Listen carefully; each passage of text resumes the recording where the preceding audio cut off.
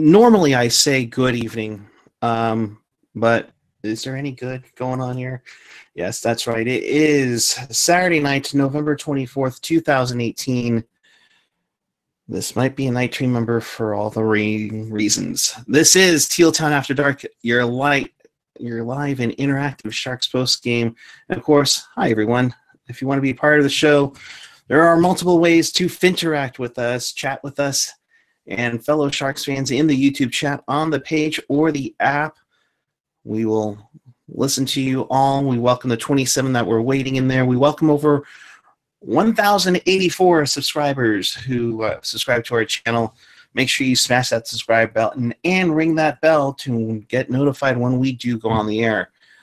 You can also contact us on Twitter using hashtag TealTownUSA, or just add us at TealTownUSA, and do yourself a favor, follow us on all of our social platforms: Facebook, Twitter, Instagram, SoundCloud, and of course, again, that YouTube channel. We thank you for joining us on probably a really rough evening for Sharks hockey. I will say hello to a guy who, I don't know, it looks like it's semi-clean, Mr. Eric Landy. Yeah, it's semi-clean. I mean, there was some clothes on there, so let's not blame the clothes curse again. But no, on a serious note, guys, it's just some really, really troubling stuff tonight, and things that we, marked as issues, coming in that we thought maybe had cleared up, obviously have not. They've reared their ugly heads back, and, Dell posting a shutout, then coming back and getting shut out. Not great. And also joining us, rocking that beautiful San Jose State sweatshirt today, even though they got dominated by Fresno State in the football game, it is Mr. Alex Martinet. Hello. Rough game, especially after last night. But, God, this is going to be one of the games that you just hope is not a sign of the team's overall strength throughout the regular season. Yep. It's going to be interesting tonight. And, it's very, very interesting to see. Or are you going to break another window again? I didn't even break a window. That was back years ago when I was a kid and I shot a puck, and I did my best Christian Ehrhoff impersonation. So kind of going through the chat right now, because I think a lot of people are trying to vent on here. A lot of people talking about the coach. I can't see them, being wrong or being right at the same time. So just going through it. Felix, he's not going to be fired after tonight, but like I just tweeted, DW is going to be real concerned. California Cruise and PDB vacation in Vegas. Celia saying, of course, Del wakes Vegas up. I don't know about that. If Dave B. Pilot saying if it wasn't for him, it would have been 12-0.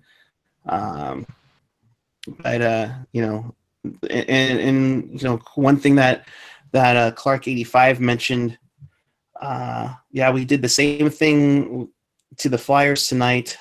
Pickard got shut out yesterday beating the Rangers, but then the next night, tonight, the Flyers lose 6-0 to the Leafs. So it's going to be interesting. Like Alex said, it might be extra salty and it might be very interesting there.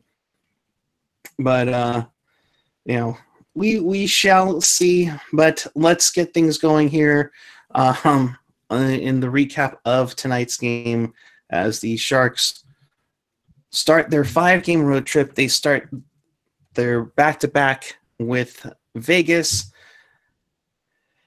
And it wasn't pretty, folks. Early on, you never have that whole a minute into the game is over, but man, it did feel like it. 14 seconds in, William Karlsson, who's had the best luck of scoring goals last year, probably not his greatest luck in the world this year, gets on the board 14 seconds in. McNabb and Marchessault with the assists. 1-0 Vegas. Then Colin Miller 440 in from Smith makes it 2-0. Sharks then start getting some penalty trouble. Melker Carlson goes off for holding, and Max Pacioretty bangs home his 7th from Smith and Miller to make it 3-0. And then Pacioretty again at 16:28 to basically seal this game right off the bat. It was 4-0 after 1 period of play. Believe it or not, the shot totals were 11-11 after 1 period of play. Alex, after 20 minutes, your thoughts?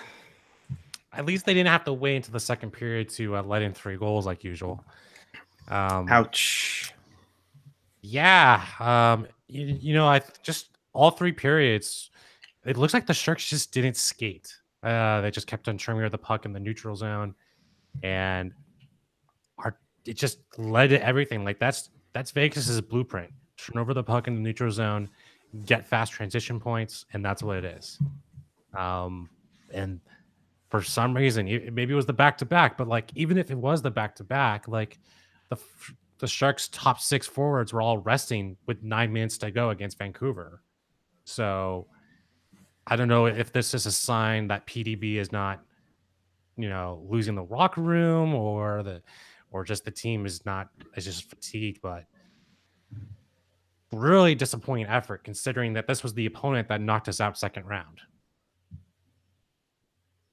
Landy, I know you're about to burst at the seams about this tonight. And Chris does bring up a good point. Vegas was up by 3 before the Sharks had their 3rd shot. But your overall take on the first period that literally decided this game maybe within the first 14 seconds? Tonight, this team got outworked, got out-hustled, mental lapses like you would not believe a team of this caliber should make. A team that is got Stanley Cup aspirations. I've seen in the comments, every Stanley Cup champion team is going to have 2 or 3 of these kind of games. But still, this is what, the 3rd time that this team has looked this bad this early? We're talking Dallas, we're talking St. Louis, and we're talking this game. Those are 3 shutouts with more than 3-0, 3-0 loss. Or I guess Dallas was 4-2. But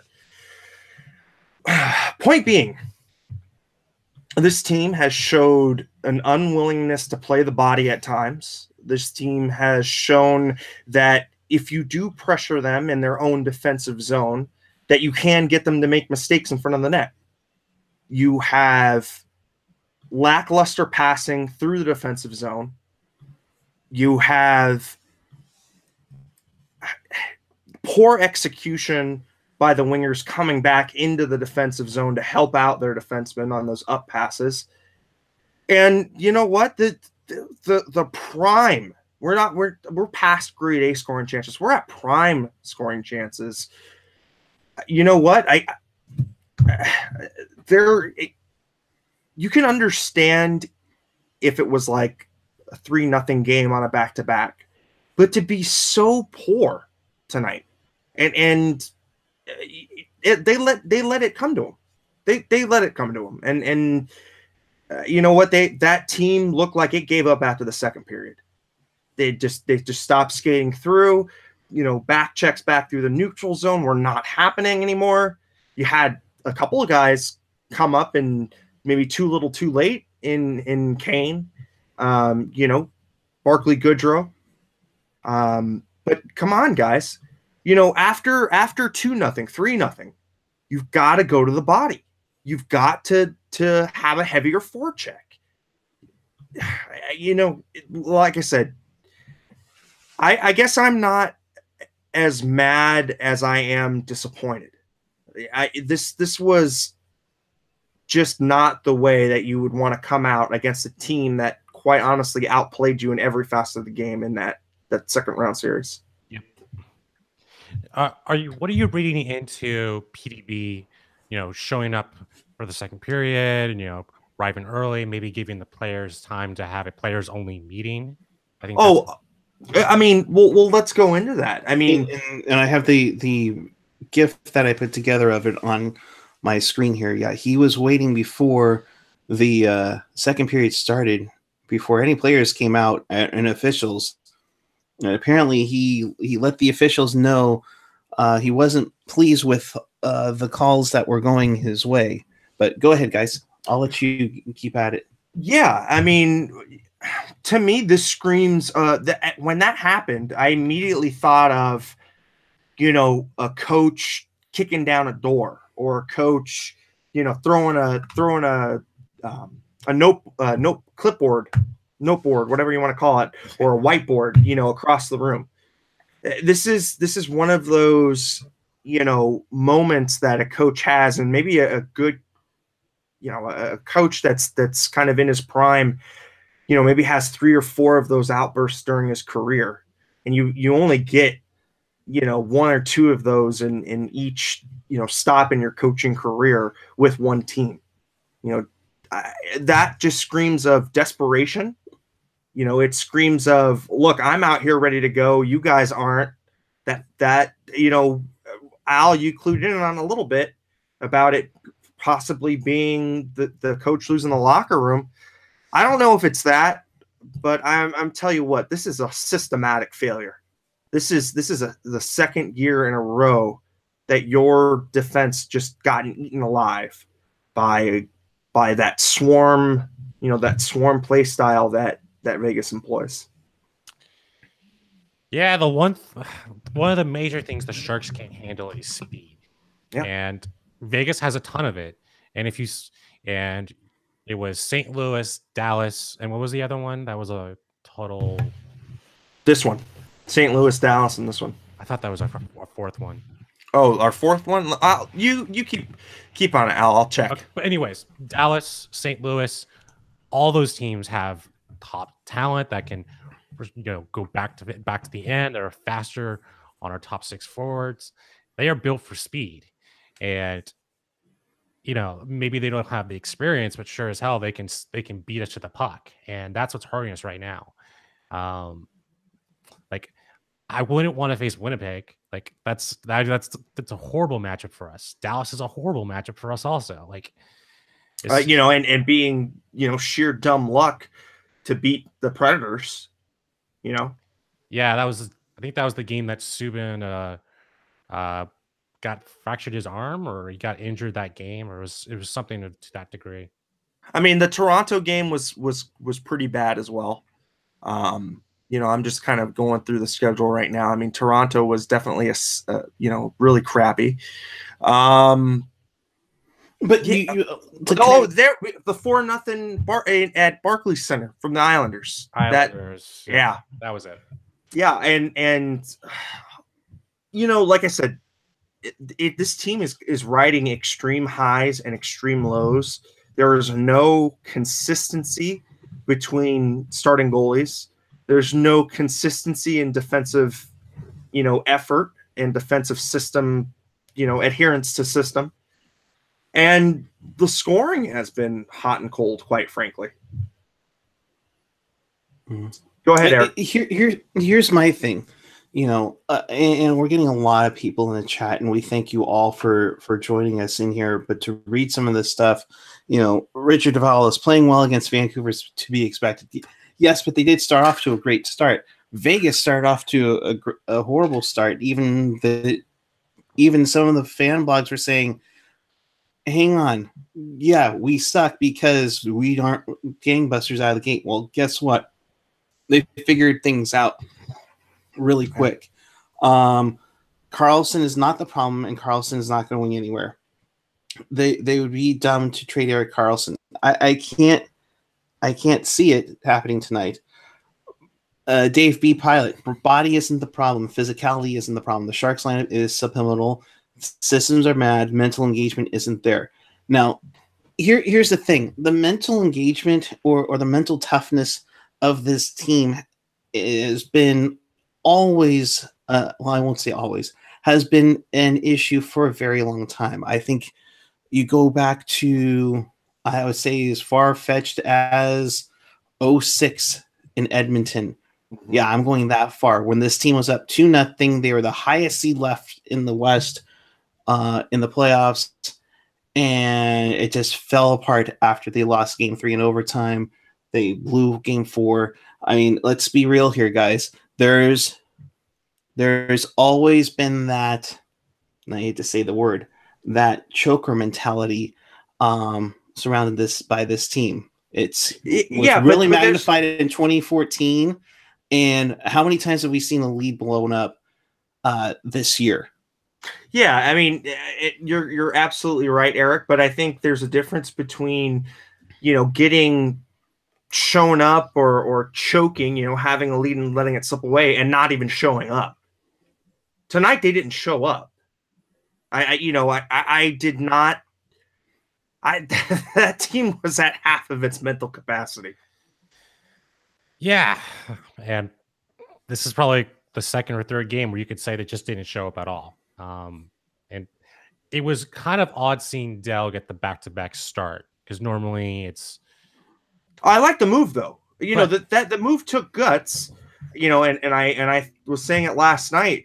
If Peter DeBoer did go to Dell, that would be a clear shot at against the bow of Jones, who clearly is not good tonight. But clearly the defense is suspect as well. So how do you dissect what is Jones' coldness? What is the issue on the defensive scheming? I think it's a little bit of both at this point. I think it's a lot of bit of both on this point. In like Jerry F saying, can't we win 3 or more games in a row with this lineup? And I absolutely agreed. And it's the opponents, like Beach Boys fans forever. It's the opponent too. Vancouver has been down and out, and there's that mental, psyche going on there where they're down and out, and they took advantage of it.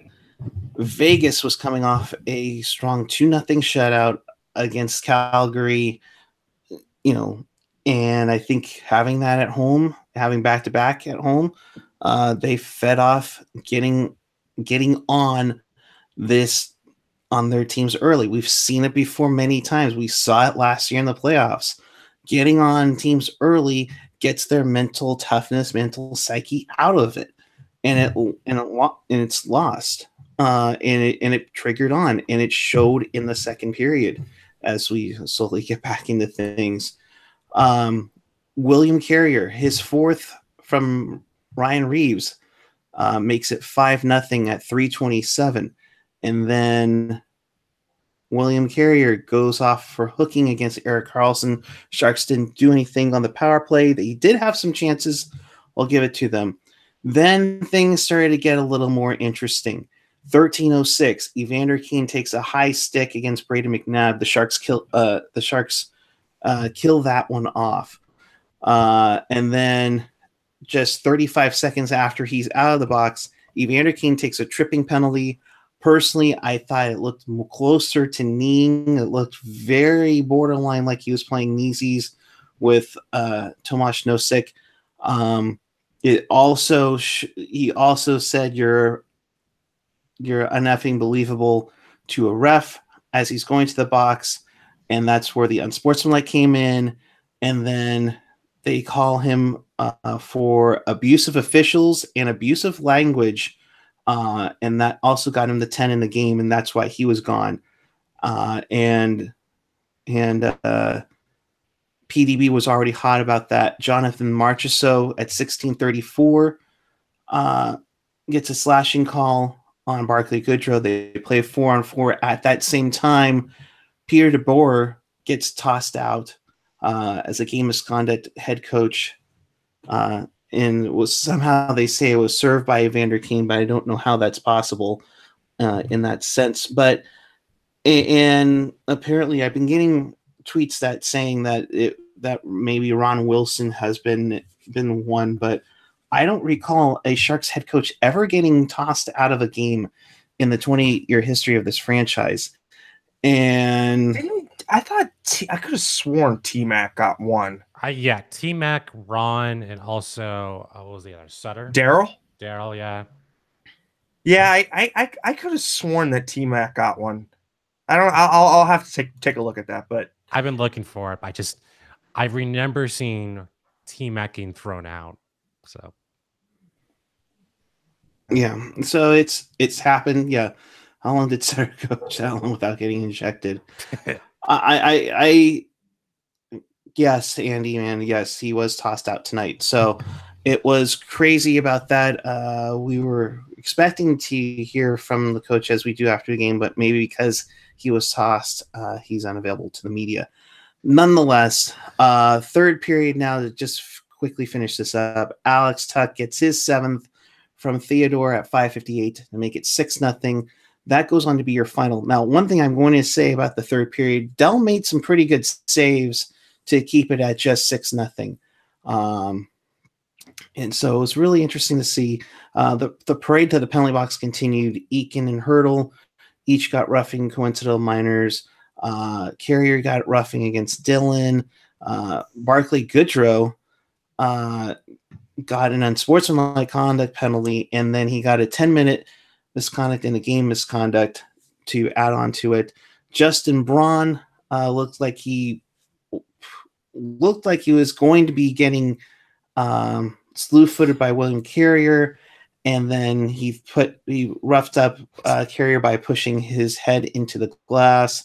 That gets him a roughing minor at the end. Ryan Reeves, I guess, said something, and he got a 10-minute misconduct. And then to finish it off, Pacioretty gets a hooking call at the end when it was just garbage time. So, looking in there. PDB is actually talking now, so maybe we can listen to a Periscope or do something. Yeah, I'll see if he is on Periscope, and it looks like they are not showing it on Periscope at the moment, so we don't have access to it at this time. But the turnovers were 5-14. So the Sharks turnovers at the puck 14 times today. And that's just unacceptable. Like, you can't do that. And maybe this was just a perfect game all around for Vegas, but 14 times you turn over the puck and we're already a slow team. That's just not a blueprint for the Sharks. And you know what? For your supposed best defensive pair, Marc-Edouard Vlasic and Justin Braun each at a -3. Jesus. Yeah, that is not good. And you know what? This team needs some kind of major shakeup, and it needs to happen via the lineup card, where there's going to have to be some realizations here that Justin Braun and Marc-Edouard Vlasic are not playing well enough, to be playing with each other, and put him back with Carlson. I think it's time to draw Tim Heed in for someone. Who that's for, take your pick. But, I feel like Tim Heed needs to come in.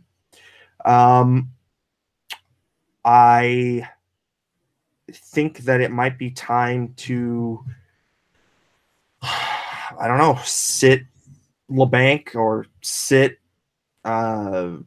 Donskoy or sit someone out of the core to really send some messages here. But if you send the wrong message by doing that, that's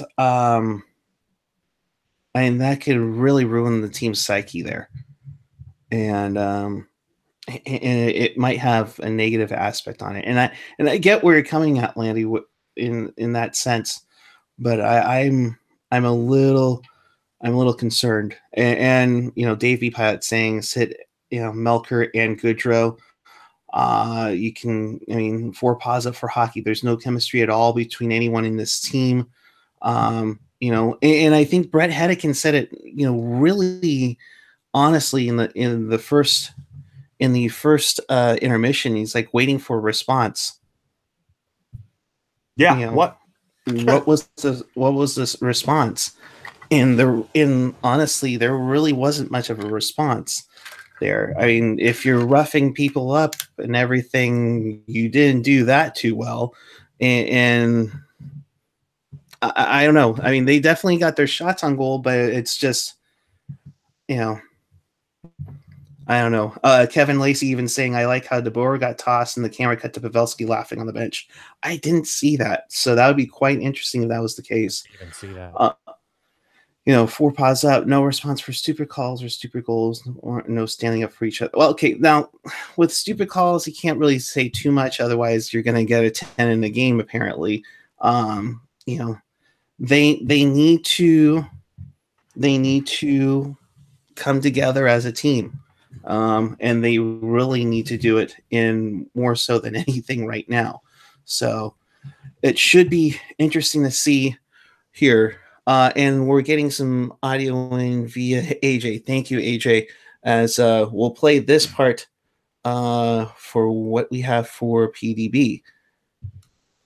Yeah, we weren't good tonight, We just came off 2 of our last 3 games were shutouts. We're 4-1-1 in our last home game. So, you know what? We had a bad night. It happens. These guys got beat the other night 7-1 by Calgary. It happens to everybody. You guys are trying to make this bigger than it is. Yeah. How did you see the event game playing? He was obviously didn't like the call. Yeah, just absolutely no feel. You got a team down 5-0, already short on the bench with Couture hurt, and you're going to kick a guy out for arguing a call because emotions are high. Like, have a little feel for the game. I don't know. You'd have to ask them. What led to you getting ejected? No, I just asked. I didn't even swear. I just asked them, did that feel good kicking Evander out under these circumstances? And that was enough, I guess. I guess he wanted another victim. So that was Peter DeBoer afterwards, and I thank AJ for getting that and bringing it over to us. Landy, your thoughts?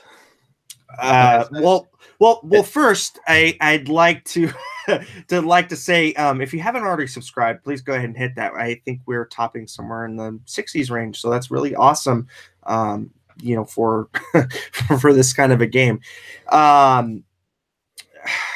do I think? I feel like PDB is really grasping for straws there. To me, it sounds like a guy who doesn't want to throw his team under the bus, but quite frankly needs to. I think there's a little bit too much of a nonchalantness at times from him. I'm not saying, go full, Bruce Boudreau when he gets a head full of steam or John Tortorella. But I am saying, come on, man. There needs to be some more accountability here. There needs to be some more urgency. If you want to call out the defense as a whole, complete systems breakdown, whatever. But honestly, I feel like it's a little too nonchalant. You, Alex, to me, I kind of see it as he was trying to defend Evander a little bit and trying to get a sense of that, this is a hot game right now, and a lot of the things are going through the minds as we speak here, and it seems like it got away from them a bit. What did you take from DeBoer's comments? Yeah, I'm surprised he said what he said. It was pretty light, but considering that he was tossed out of the game, he'll probably receive more of the fine because he did a post-game interview. The Sharks. No, I'm sorry. I would say that you get probably a fine for his comments, but not because he had a post-game. Yeah, but judging by the extent, it seemed like he was pointing more at the refs than the actual team. So he'll probably get a larger fine or the max fine. So probably something around 10,000 or maybe 5,000, whatever the max is for a coach. The next Sharks game is on the 27th. So there is about 2 to 3 days where they can do a players only meeting. And this would probably be the time, if you're going to make a change, do it. Because now you have leftover from November, December, and then leading into the next year. So it's going to be interesting what happens the next couple of days leading into Buffalo. Gotcha. Oh, and Travis, Travis McLean, thanks so much for chiming in. Pete sounded pissed. A good coach would be. It's truly asinine to fire a coach when we're in first in the division. 20 some odd games in. Some Sharks fans blow my mind. I don't think that it's. I don't necessarily think that it's PDB's fault insofar as he has the tools to do it. It's just whether or not he has the cojones to really, make those changes. I feel like the power play, has been off and on. Atrocious.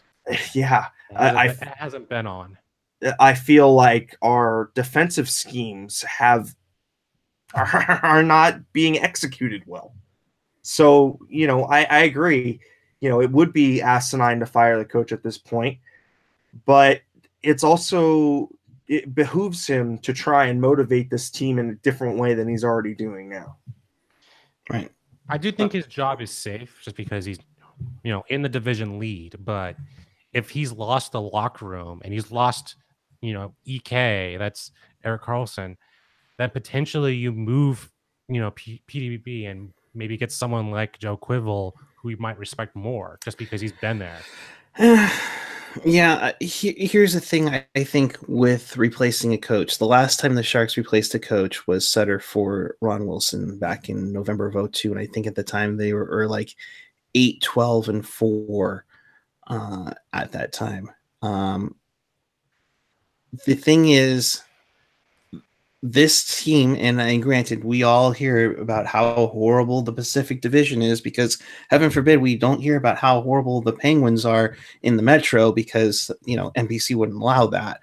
However, you always hear, oh, it's the worst division in hockey, the worst division in hockey. Well, with this win, it puts the Vegas Golden Knights, who were in a heap of trouble early in the season, that was supposed they're coming back down to earth, now just 3 points behind San Jose in a tight race in the Pacific Division. And entering tonight, and we mentioned this last night, I think it was on After Dark, the Sharks are essentially fourth in the conference. And it's, considering that they've done that, you can combine with what they've done against the entire West. I mean, it's crazy to think that this team is underperforming. Now, granted, we had lofty expectations, especially when the trade of Karlsson and he came down. But the Sharks are currently sitting fifth in the West. Now, granted, that doesn't make any sense anymore because they don't do it through conference. But they're the fifth best team in the West. They're tied with Winnipeg for points, but they're only 5 points behind Nashville for the top spot in the Western Conference. Yeah, I mean, Eric, you're totally right, and this conference race seems a lot. I mean, it's pretty tight. It's there's not really a lot separating the bottom from the top. Parity is at an all-time high, and it is difficult to execute some kind of coaching move, and I don't think that that's necessarily it's the time to yet. But I'm also very disturbed at the trends that I am seeing in the way that they lose, in the way that sometimes this offense is just so very hot and cold. That's what I'm concerned about. Gotcha. Yeah, I mean, there's all kinds of emotions, and honestly, what's going on with everything. I mean, it's strange to see that essentially the Sharks have won half of their games, and yet they're fifth in the conference. Now, granted, people are saying, well, overall the West is not the greatest. Sure, but I look at fifth in the East, and that's Washington at 29, and they're just 5 points, behind the best team in the league right now, which we'll get to in the wraparound in just a jiffy. But let's put a bow on this nightmarish of a night for the Sharks. Shots on goal, 36-33 in favor of Vegas. by the way, Kevin, if you want to jump on, your segment will be coming up shortly. Face-off percentage.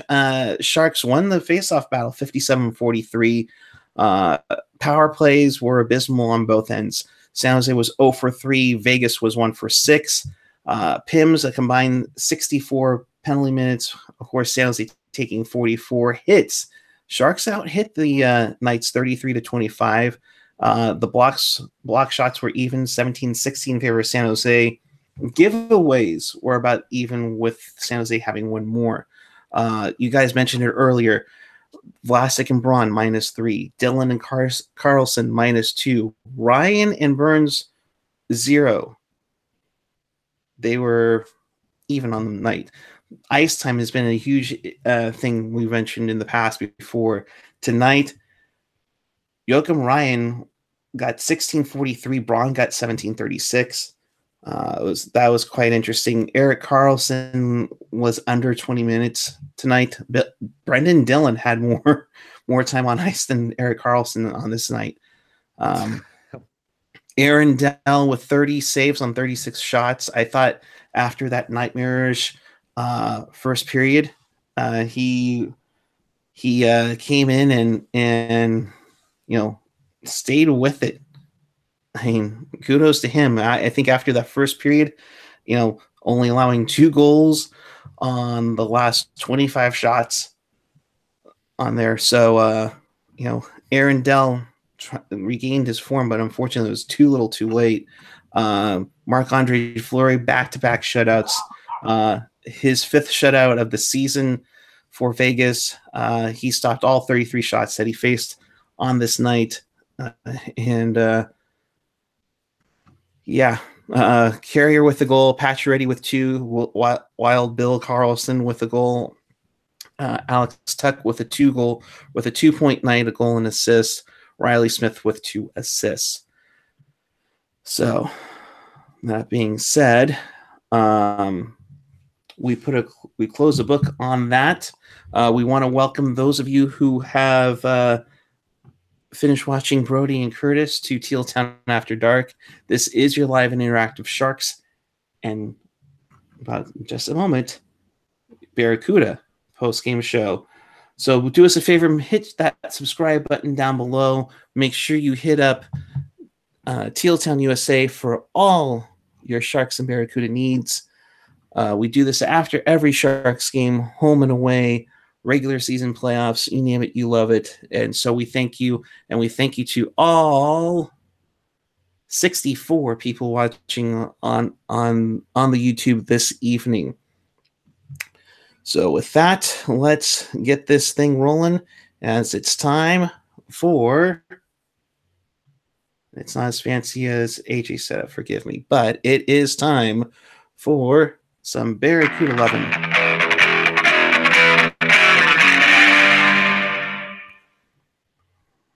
That's right. Literally an hour before the Sharks took on the Knights, the San Jose Barracuda took on the Colorado Eagles for their second night in a row in lovely Colorado. And with that to break it down, we bring in the guy that gives us Mo 11 than Movember.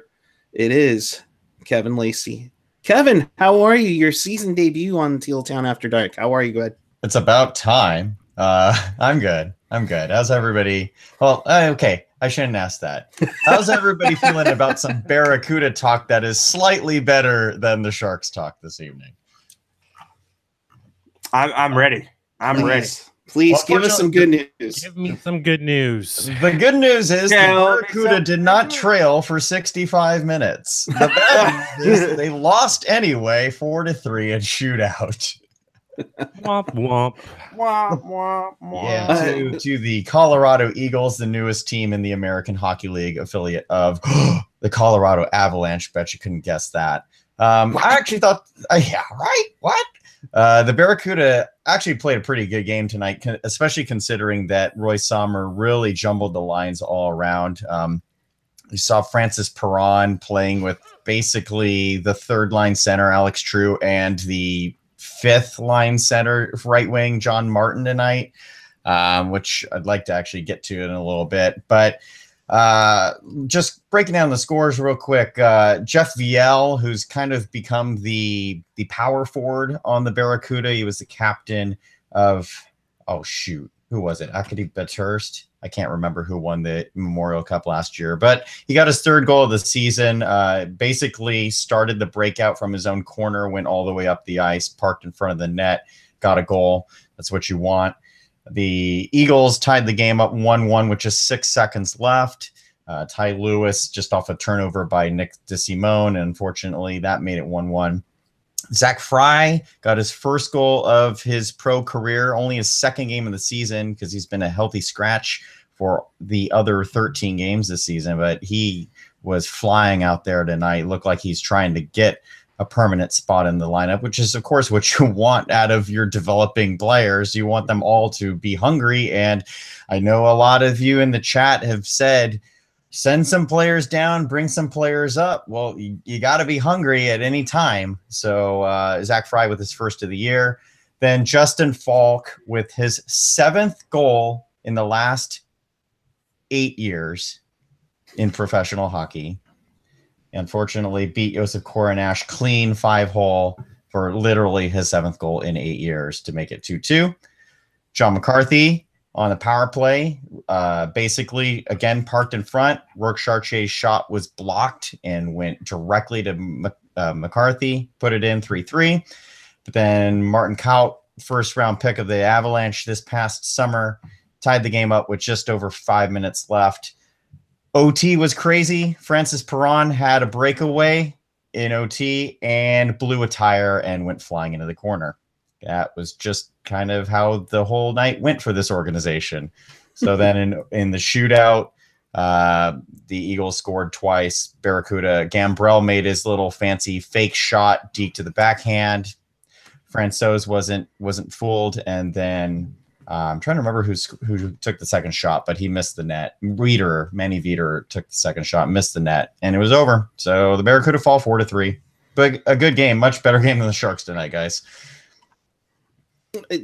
Obviously, if they picked up a point, lost in the shootout.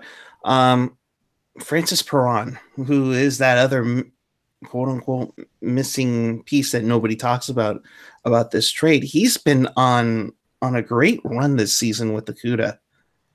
Yeah, Francis Perron is a guy that the fans have really, really gotten behind. I feel like when I'm checking Facebook, checking Twitter, people are really behind him, which is awesome to see.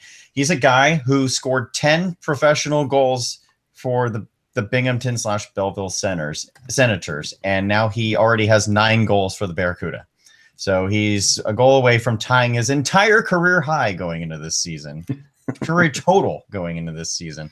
One thing I mentioned earlier, that Perron was playing with Alex True and John Martin tonight.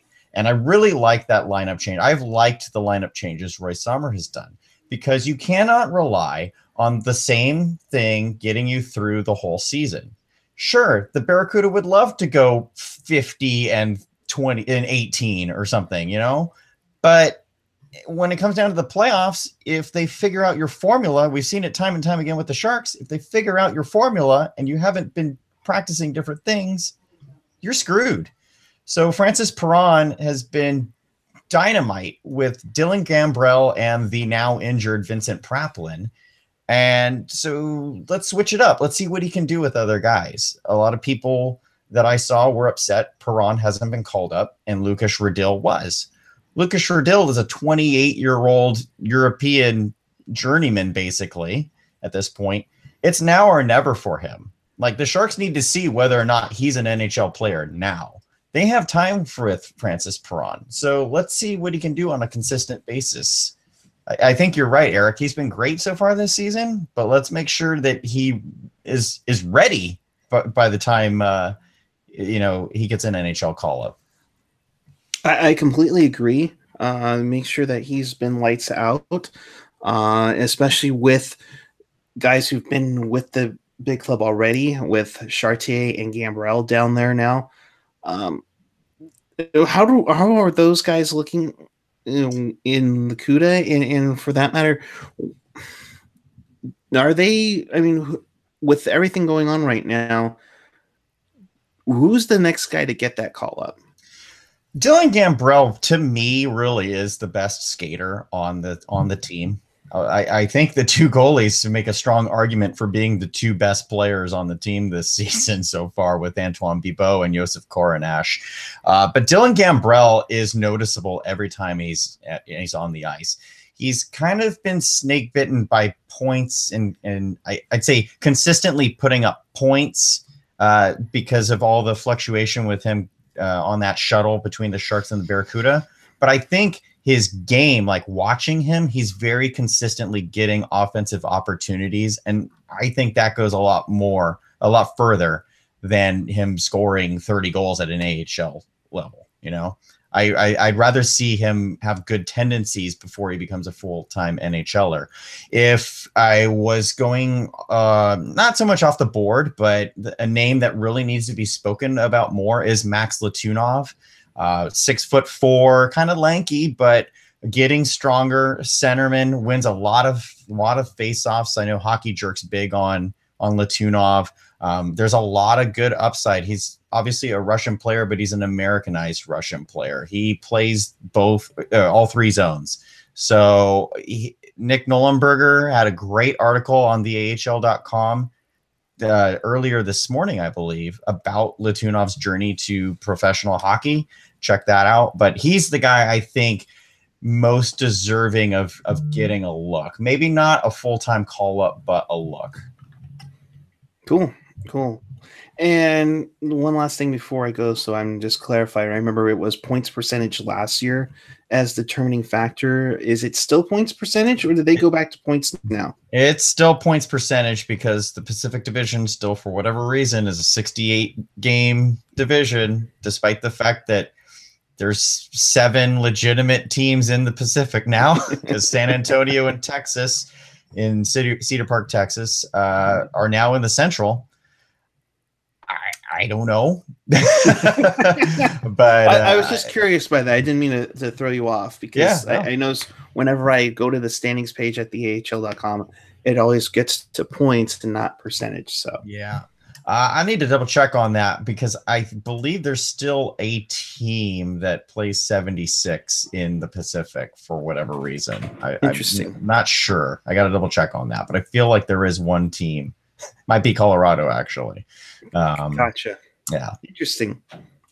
Well, Kevin, I appreciate you checking in with that. I will be at the game on Tuesday morning, which is a great time for me since I'm on vacation this week, as the Barracuda have a field trip day as they take on the Stockton Heat. That's at Tuesday at 11 a.m. So put it in the classroom day. It's last year's game was ridiculously fun, and I believe they won it overtime on a Balsers goal. So yeah, check it out. I'm going to try and escape on my lunch break to get out there. So and definitely check it out. Go to sjbarracuda.com for all of that. Kevin, thank you very much. Appreciate your insight with the CUDA.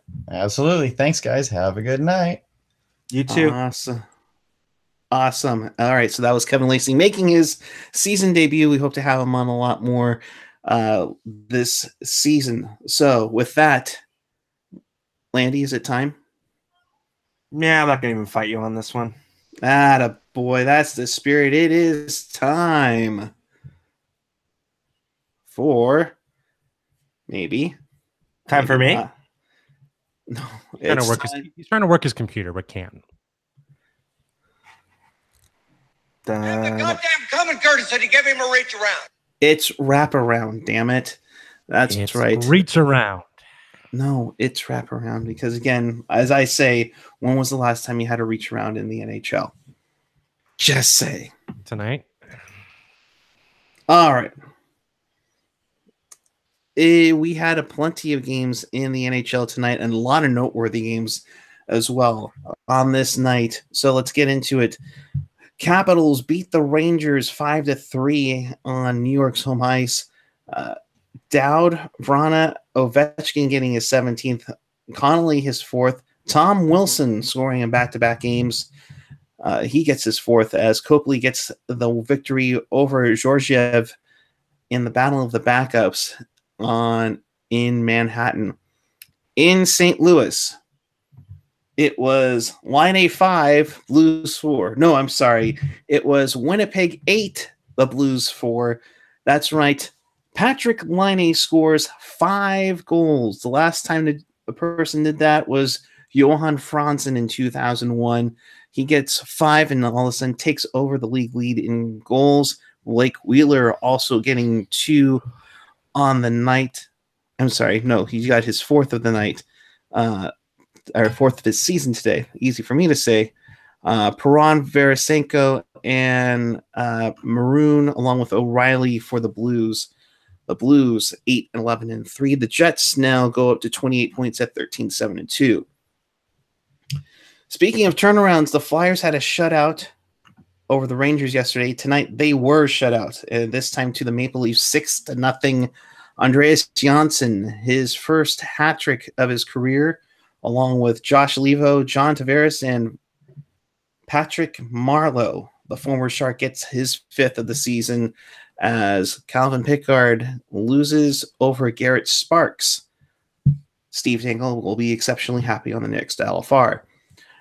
The classic rivalry between Boston and Montreal goes in favor of the Bruins, 3-2.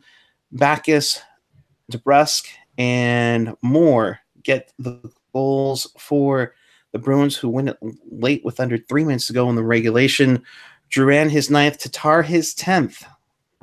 Wow, what happened to him? You know, apparently he couldn't hack it with the Knights, but 10 goals on the season for Tatar in a losing effort for Montreal.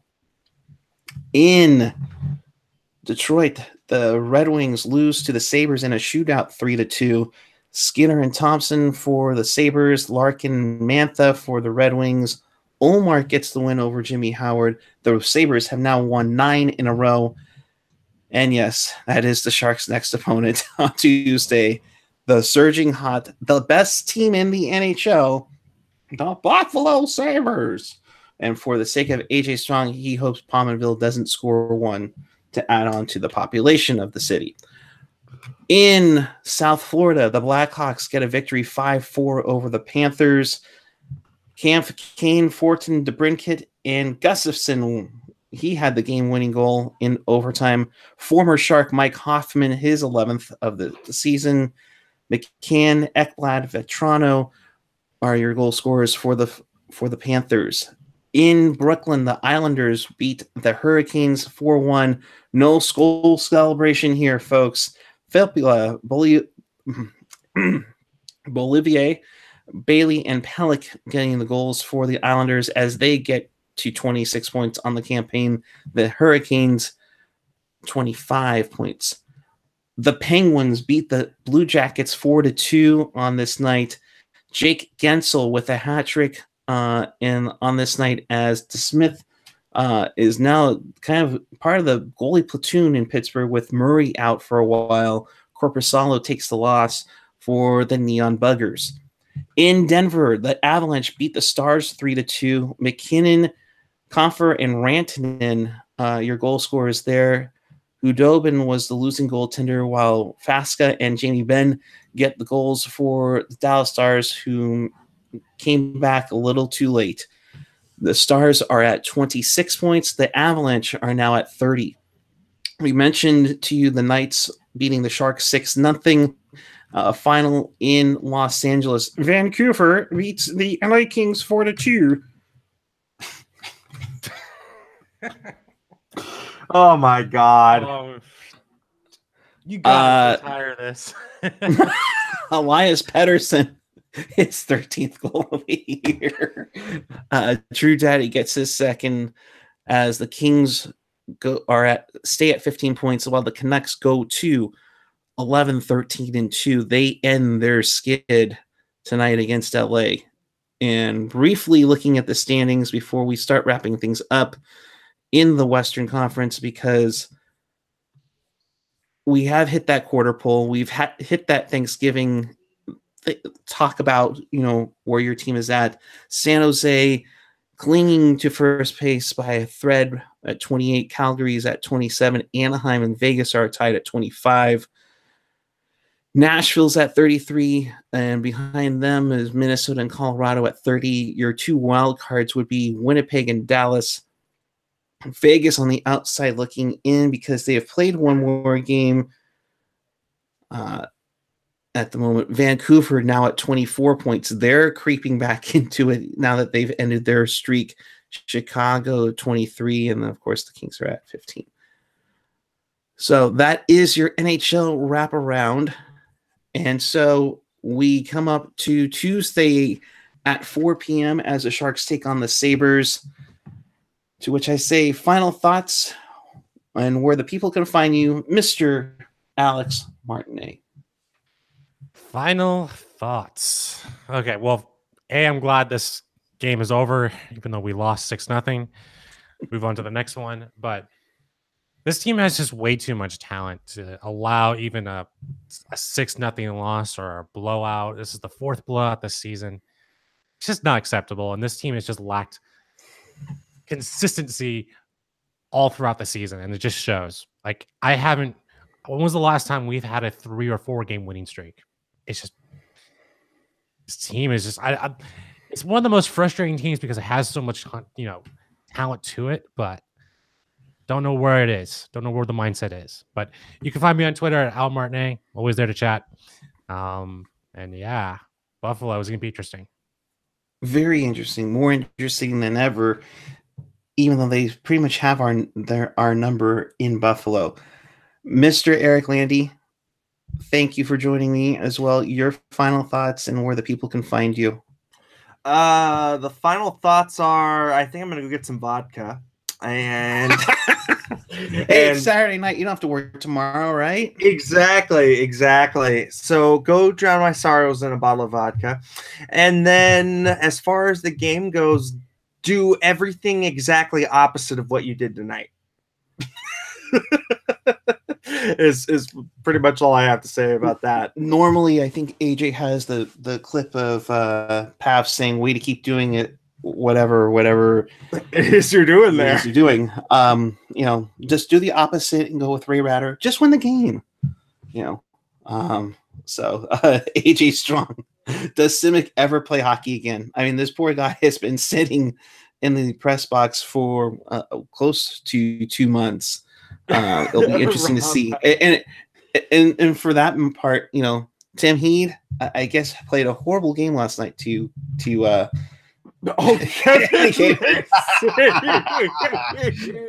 Kevin Lacey. I still truly believe Simic is only there to give Heed someone to practice with.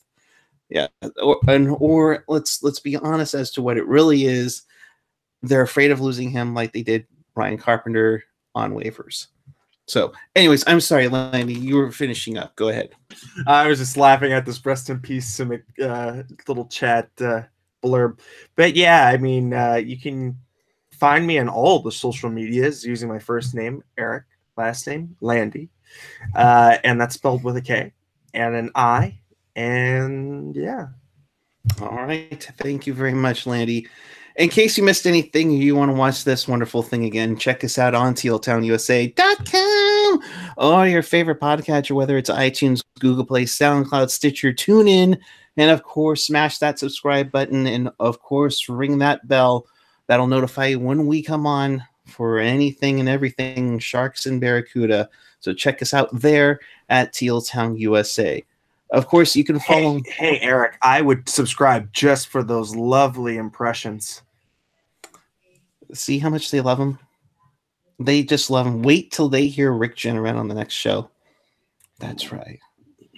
I think there's going to be some references to mamas and cookies. That's right. Or there's one friend of the show would make fun of it. That top shelf or Daddy hides the liquor, and apparently that's where Atlante's headed to after we go off the air.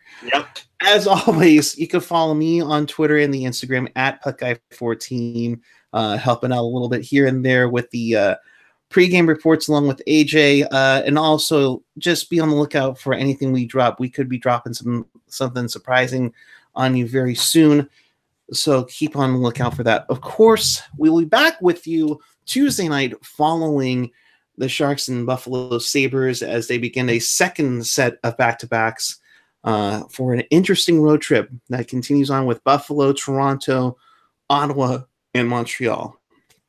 So stay tuned for that. Stay tuned for everything we do. We appreciate you. We appreciate each and every one of you tuning in on the air. So with that, thank you very much for watching. Keep it real. Keep it teal. Keep it real, Teal. Hang in there, Sharks fans.